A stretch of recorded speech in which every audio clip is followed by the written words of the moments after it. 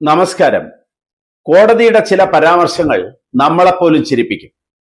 വെറുതെ ഒന്നൂറി ചിരിച്ചുപോയി പത്രത്തിൽ ഇന്നൊരു വാർത്ത കണ്ടപ്പോൾ. ഒരു തെങ്ങിന്റെ പേരിലുള്ള തർക്കം. കോടതി തന്നെ പറഞ്ഞു, തെങ്ങിന് ചിരിക്കാൻ കഴിയുമായിരുന്നെങ്കിൽ തെങ്ങ് തന്നെ ചിരിച്ചേനെ. തെങ്ങിന് സ്വയം മറിഞ്ഞു വീഴാൻ കഴിയുമായിരുന്നെങ്കിൽ സ്വയം മറിഞ്ഞു വീണ് ഇവരുടെ തർക്കം അവസാനിപ്പിച്ചേനെ. ഒരാളിന്റെ അതിർത്തിയിൽ നിൽക്കുന്ന തെങ്ങിനെ ചൊല്ലി ഇരുവരും തമ്മിലുള്ള തർക്കം.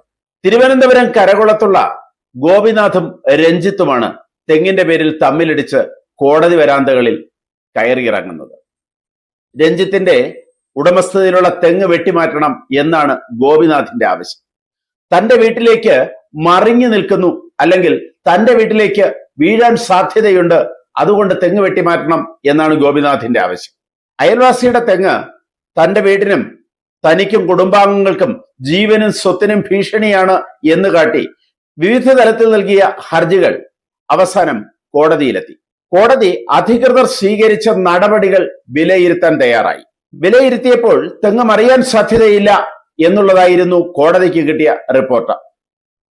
മാത്രമല്ല, തേങ്ങ താഴെ വീഴാതിരിക്കാൻ വല വിരിച്ചിട്ടുമുണ്ടത്രേ. അതിൽ നിന്നും ഹർജിക്കാരൻ തൃപ്തനായില്ല. തെങ്ങ് മുറിച്ചു മാറ്റുക തന്നെ വേണം. അഡ്വക്കേറ്റ് കമ്മീഷനെ നിയോഗിച്ചു. അഡ്വക്കേറ്റ് കമ്മീഷനെ നിയോഗിക്കാൻ 1 ലക്ഷത്തോളം രൂപയാണ് ചെലവ്. ആ ചെലവ് വഹിക്കാൻ പോലും ഹർജിക്കാരൻ തയ്യാറായി. അഡ്വക്കേറ്റ് കമ്മീഷൻ ഈ തെങ്ങ് അപകടകാരിയല്ല എന്ന രീതിയിൽ കോടതിയിൽ റിപ്പോർട്ട് നൽകി.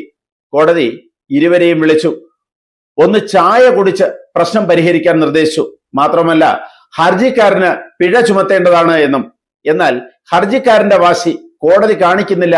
അതുകൊണ്ട് തന്നെ ഇതുപോലുള്ള ഹർജികളുമായി കോടതിയുടെ സമയം നഷ്ടപ്പെടുത്തരുത് എന്ന് ഹർജിക്കാരന് ശക്തമായ താക്കീത് നൽകി. അപ്പോഴാണ് കോടതിയുടെ വിലയിരുത്തൽ, അല്ലെങ്കിൽ വാക്കാലുള്ള പരാമർശം, തെങ്ങിന് ചിരിക്കാൻ കഴിവുണ്ടായിരുന്നുവെങ്കിൽ തെങ്ങ് പോലും ചിരിച്ചുപോയേനെ ഹർജിക്കാരന്റെ വാദങ്ങൾ കേട്ട്. സ്വയം തെങ്ങിന് നിലംപതിക്കാൻ കഴിയുമായിരുന്നെങ്കിൽ, മറിഞ്ഞു വീഴാൻ കഴിയുമായിരുന്നെങ്കിൽ തെങ്ങ് അത് ചെയ്ത് ഇവരുടെ പ്രശ്നം പരിഹരിച്ചേനെ എന്നും കോടതി വാക്കാൽ നിരീക്ഷിച്ചു.